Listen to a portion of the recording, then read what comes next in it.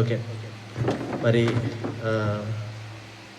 ముందుగా దేవాదేవునికి వందనాలు. అలాగే మరి ఇప్పుడు వచ్చిన ప్రతి ఒక్కరికి కూడా మరొకసారి వందనాలు తెలియజేస్తూ మరి వేదిక అలంకరించినటువంటి పెద్దలకు మరి సంఘ కాపర్లకు అందరికీ కూడా వందనాలు తెలియజేస్తున్నాను. మరి 5 నిమిషాలు ఇచ్చారు కదండి గ్రీటింగ్స్ చెప్పమని. సో నాకు యాక్చువల్గా నవీన్ ఎలా పరిచయం అంటే ప్రవీణ్ పాడాల్ గారు అప్పుడు హాస్పిటల్ దగ్గర పరిచయం అనమాట. అప్పుడు నేను చూశాను, చాలా యాక్టివ్గా పనిచేస్తున్నాడు. అసలు నాకు బాగా నచ్చాడనమాట. సో అందరూ కూడా వచ్చారు. కానీ అంటే నవీన్ ఆయన కొద్దిగా చాలా ఇనిషియేటివ్ తీసుకుని వర్క్ చేస్తుంటే వెంటనే బ్రదర్ని పిలిచి, బ్రదర్ మీరు ఎవరని అడిగాను. ఇలా పలానా అని చెప్పాడు. ఓకే, చాలా బాగా చేస్తున్నారు. So at the same time పోస్టర్లు కూడా ఆయన ఓన్గా ప్రింట్ చేయించుకుని వచ్చి అక్కడ తీసుకొచ్చి నాకు చాలా బాగా కనెక్ట్ అయ్యాడు అనమాట. సో అప్పటి నుంచి పరిచయం. సో అలాగా మరి ఈ మందిరాన్ని స్టార్ట్ చేసినప్పుడు కూడా చాలా సంతోషించాను. మరి దేవుడు మెండుగా దీవించాలని. ఎందుకంటే మరి యవ్వనంలో ఉన్నప్పుడే దేవుని కాడ మొయ్యాలి కదండి. మరి అంతా అయిపోయిన తర్వాత, మన జీవితాన్ని అంతా అయిపోయిన తర్వాత మోస్తే ఏం లాభం అండి? శేష జీవితం అంటారు కదా. శేష జీవితం అంటే ఏంటంటే సున్నా జీవితం. ఎందుకు పనికిరాని జీవితం అంటే సున్నా ఎవరికైనా పనికొస్తుందండి. శేష జీవితమే కాదు చేయాల్సింది మనం ఏంటంటే దేవుని ప్రకటించాల్సింది. ఓకే, మీరు అందరూ కూడా విశ్వాసులే కదండి. ఇక్కడ అందరూ విశ్వాసులే కదండి. ఓకే, మరి మీరు దేనికైనా భయపడతారా? విశ్వాసులుగా ఉండి, విశ్వాసులైతే యేసుప్రభు గారిని తెలుసుకుని, యేసుప్రభు గారిని నమ్ముకుని, యేసుప్రభు గారిని విశ్వసించి, ఇప్పుడు చెప్పారు కదండి విశ్వసించాలని. మరి దేనికైనా భయపడుతున్నారండి? మేము భయపడరండి. ఓకే, హల్లెలూయా. ఇంకా ఎవరైనా ఉన్నారండి? భయపడే వాళ్ళు ఎవరైనా ఉన్నారు? ఓకే, సో చెప్పండి, ఇంకా ఎవరైనా జనరల్గా మీ భయాలు ఏంటి చెప్పండి. అసలు భయాలు ఏమీ లేవు. ఓకే, నిజంగానండి? నమ్మచ్చా? చావుకి భయపడుతున్నారా? ఓకే, చావుకి భయపడలేదు. ఓకే, నిజంగా చావుకి భయపడలేదు అంటే ఆనందం. ఎందుకంటే దేవుడు మనల్ని ఇంకా ఉంచాడు అంటే రెండు కారణాలు. ఒకటి, దేవుడు మనకు అప్పగించిన పని ఇంకా అవ్వలేదు అని, ఇంకా దేవుడు మనకు అప్పచెప్పిన పని ఇంకా అవ్వలేదు అని, లేదంటే మనం ఇంకా పాపంలో కొనసాగుతున్నాం, దేవుడు ఇంకా దీర్ఘశాంతం వహిస్తూ చూస్తున్నాడు ఎప్పుడు మారుతారా, ఎప్పుడు తెలుసుకుంటారా అని. సో ఈ 2 కారణాల వల్ల మనం బతికే ఉన్నాం. కాబట్టి మనం బతికి ఉన్నాము అంటే మరి దేవుని కృపే. కానీ కృపే అంటే మనం ఆయన స్వరూపంలోకి మారాలని కోసం వెయిట్ చేస్తున్నాడు అనమాట. సరే, మరి మీరందరూ విశ్వాసులుగా మీరు దేనికి భయపడలేదు కదా. మరి మీలో నేను అనుకోవచ్చా యేసుప్రభు వారు మీ జీవితంలో ఉన్నారని చెప్పేసి? ఉన్నారు కదా. మీ హృదయంలో ఉన్నారండి. జీవితంలోనే కాదు, మీ హృదయంలో ఉన్నారా? మీ హృదయంలో ఉంటేనే జీవితంలో ఉంటారు. మన హృదయంలో లేకపోతే జీవితంలో ఉండరు. సో మరి మన హృదయంలో ఉన్నారా లేరా అని ఎలాగ మనం తెలుసుకుంటాం? ఎలాగా?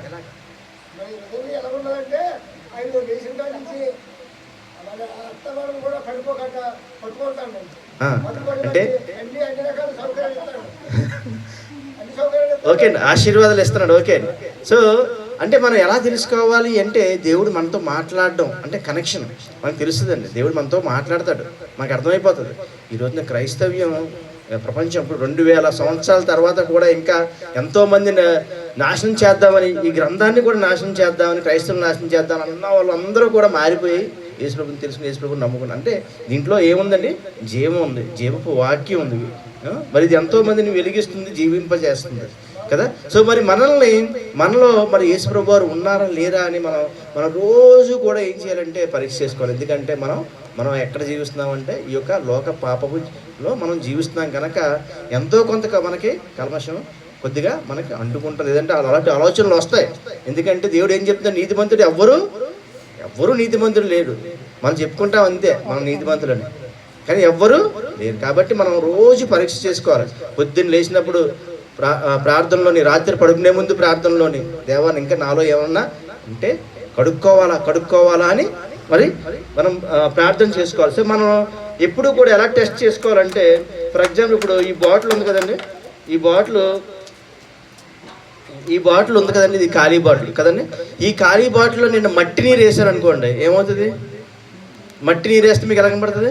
మురికి నీరు కనబడుతుంది. మరి తీసేసి అలా ఉంపేసి మళ్ళీ వెంటనే మంచి నీళ్ళు వేసి మీకు ఎవరికైనా తాగమని ఇచ్చాను అనుకోండి, తాగుతారా అండి? తాగరా? ఎందుకు తాగరు? ఇంకా మురికి ఎక్కడో దిక్కున ఉంటుందనే కదా మీకు అర్థం. మన జీవితాలు కూడా అంతే. మనం అనుకుంటాం కడుక్కున్న మనలో దేవుడు యేసుప్రభువు వారు ఉన్నారనుకుంటాం అంతే. కానీ మనలో మనం శుభ్రంగా కడుక్కోవాలి. ఇప్పుడు మనం దీంట్లో మురికి నీరు వేసి ఉంపేసి శుభ్రంగా కడగకుండా నీరేసి ఇచ్చి మీకు తాగమని ఇస్తే మీరే తాగట్లేదే. మరి యేసుప్రభువు వారు మన జీవితాల్లో మనలో ఉన్నటువంటి మురికిని కడుక్కోకుండా, నేను చెప్పారు కదా, మరి నీరు ఏం కడుక్కోవాలి? దేనితో కడుక్కోవాలి? నీటిది అంటే నీరు పరిశుద్ధాత్మ నీరు దేవునికి సాదృశ్యం అండి. పరిశుద్ధాత్మ దేవునికి సాదృశ్యం. చెప్పండి. సో పరిశుద్ధాత్మ దేవునికి సాదృశ్యం. మరి మన పరిశుద్ధాత్మ దేవుని కూడా మన హృదయంలోకి ఆహ్వానించాలి. ముందు మనం క్లీన్ చేసుకోమని, మనం పరిశుద్ధుడిగా మారిన తర్వాతే యేసుప్రభువు వారు మన హృదయంలోకి వచ్చి ఆయన నివసిస్తారనమాట. మనం క్లీన్ చేసుకోకుండా మన పాత్ర ఏం పాత్ర?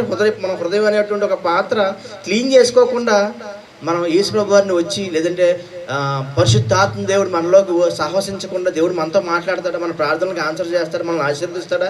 చేయడు. ఎందుకంటే మీరే తాగట్లేదే నీరు. మీకు మురికి నీళ్ళు కానీ వెంటనే ఇచ్చేసి వంపేసి మళ్ళీ మంచి నీళ్ళు వేసి ఇచ్చినా కానీ మీరు తాగట్లేదే. మరి మీలో మురుకుంటే దేవుడు ఎలా యాక్సెప్ట్ చేస్తాడు మిమ్మల్ని? మనం ఏం చేయాలంటే మన పాత్ర శుభ్రంగా కడుక్కుని, ఇప్పుడు ఏం చేసిన మీరు ఇంట్లో మురికేసిన తర్వాత వంపేసిన తర్వాత శుభ్రంగా కడిగి వేడి నీళ్ళు వేసి జట్టాలు వేసి అన్నీ వేసి శుభ్రంగా కడిగేసి అప్పుడు మీకు మంచి నీరు ఇస్తే ఏం చేస్తారు? తాగుతారు కదా. సో దేవుడు కూడా అంతే. దేవుడు కూడా మనల్ని ఎలా చూస్తున్నాడంటే మనలో ఎటువంటి ఈ లోక పాపాలు మనకు చెప్పక్కర్లేదు. ఈ లోక పాపాలు అంటే కోపం, ద్వేషం, అసూయ, మోసం, వ్యభిచారం, దొంగతనం, ఇంకన్నీ మీకు తెలిసినాయే. అవన్నీ మనం రోజు పరీక్షించుకోవాలి. రోజు పొద్దున్నే సాధులు. ఎందుకంటే మనలో ఎప్పటికప్పుడు తెలియకుండా వచ్చేస్తూ ఉంటాయి. మనకు కోపం కూడా వచ్చేస్తూ ఉంటుంది. లేదా ఎదురువాళ్ళు తిట్టేస్తూ ఉంటాం ఊరికినే. లేదంటే ఎదురువాళ్ళు ఏదైనా అన్నా కానీ మనం వెంటనే తీసుకోలేము. కాబట్టి ప్రతిరోజు మనం ఏం చేయాలంటే కడుక్కోవాలన్నమాట. మనం ఎప్పుడైతే మనం కడుక్కుంటామో దేవుడు ఏం చేస్తారంటే, ఇటువంటి ఖాళీ బాటిల్లో, ఇది మన హృదయం అనుకోండి, ఇది ఖాళీ బాటిల్ అనుకోండి, ఖచ్చితంగా దేవుడు ఏం చేస్తారంటే, మరి ఇలాగా పరిశుద్ధాత్మ దేవుడు నీరు చెప్పారు కదా, ఈ నీరు ఎలాగైతే మీలో పరిశుద్ధాత్మ దేవుడు నింపబడి ఉన్నప్పుడు, ఈ నీరు ఉన్నప్పుడు, మరి నేను ఇలా అన్నాను అనుకోండి, ఏమైనా అయింది బాటిల్కి? వస్తాడు శాతాన్ గడు ఖచ్చితంగా. ఎవరు టార్గెట్ అంటే పరిశుద్ధాత్మ దేవుడు. మీకు ఇక్కడ బాటిల్లో ఈ గమ్ముని ఏది మీకు వాటర్ తాగాలనిపిస్తే సగం ఉంది, ఏమీ లేదు, ఏం తీసుకుంటారు?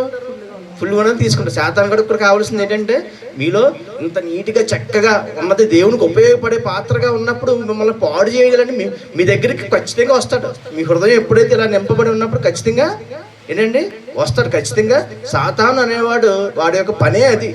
వాడు 24 గంటలు కూడా వాడి పనే అది. ఎవరైతే మరి నీతిగా, నిజాయితీగా, యథార్థంగా, పరిశుద్ధిగా, పవిత్రంగా జీవిస్తారో వారిని ఏం చేయాలంటే దేవుని నుంచి దూరం చేయాలని చెప్పేసి ప్రయత్నం చేస్తూ ఉంటాడు. అప్పుడు వాడు వచ్చి మనల్ని ఇలాగ నలిపినా కానీ ఏమైనా అవుతుందండి? బాటిల్కి ఏమైనా అయిందా? ఏదో జస్ట్ మీకు అలా కాసేపు అలా అనిపించినా కానీ మళ్ళీ మనం ఏమవుతాం? మళ్ళీ మనం దేవుని ప్రార్థన మనం వెంటనే కనిపెట్టుకుని మనం వెంటనే ఏమవుతుంది? ఇది మళ్ళీ మామూలుగా వెంటనే వచ్చేస్తుంది. ఇప్పుడు ఇది చూడండి బాటిల్. ఇది మరి మీరందరూ విశ్వాసులు కాబట్టి మీ అందరూ మరి ఈ బాటిల్లో లేరు. ఖచ్చితంగా మీ అందరూ ఈ బాటిల్, అందుకే స్టార్టింగ్లో అడిగాను, మీ అందరూ ఈ బాటిల్ లాగానే ఉన్నారు, నాకు అర్థమవుతుంది కదా. ఓకే, మరి ఇప్పుడు ఈ బాటిల్ పరిశుద్ధాత్మ దేవుడు, ఈ నీరు అనే దాంట్లో మరి పరిశుద్ధాత్మ దేవుడు లేరు అనుకున్నాను.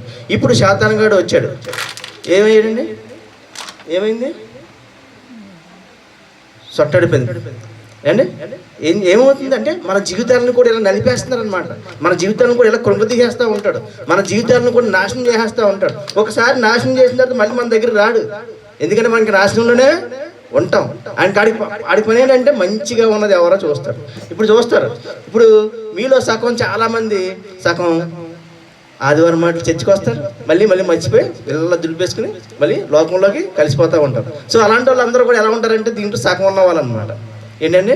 సగమేమో అప్పుడప్పుడు జస్ట్ ఏదైనా ఆదివారం ఆరాధనలో జస్ట్ చాలా ఇదైపోతారు, వెంటనే మారు మనసు పొందేస్తారు.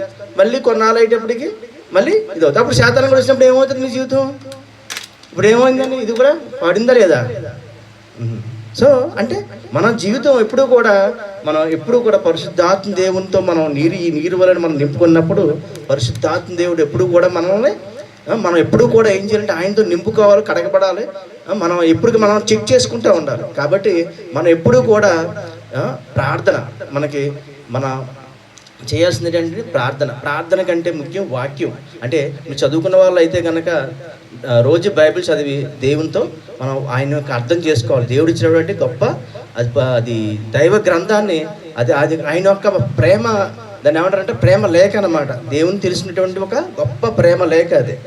అలాగే ఈ యొక్క జగత్తు గురించి మొత్తం అన్ని సైన్స్ కానీ, మొత్తం సోషల్ కానీ, మొత్తం అనుకున్నటువంటి ఈ ప్రపంచంలో ఉన్నటువంటి అన్ని శాస్త్రాలు కలిపిన కానీ అది ఇంకా తక్కువే అవుతుంది. ఎందుకంటే అంత శాస్త్రం ఉంది దాంట్లో. సో అటువంటి దాన్ని మనం చదవాలి, చదివి దేవునితో సాహసించాలి. ఒక చదువు రానుకోండి, మనం ఏం చేయాలంటే ఈరోజు మనం వాక్యం వినాలి కదా, పాస్టర్ గారు ఏం చెప్తున్నారు వినాలి, విన్నదాన్ని గుర్తుంచుకుని మన జీవితాల్లో అన్వయించుకుని వినేసి వదిలేయడం కాదు. సో నెక్స్ట్ మరి రెండోది మరి ప్రార్థన అని చెప్పాను కదా. ఫస్ట్ వాక్యం చదవాలి, ప్రార్థన.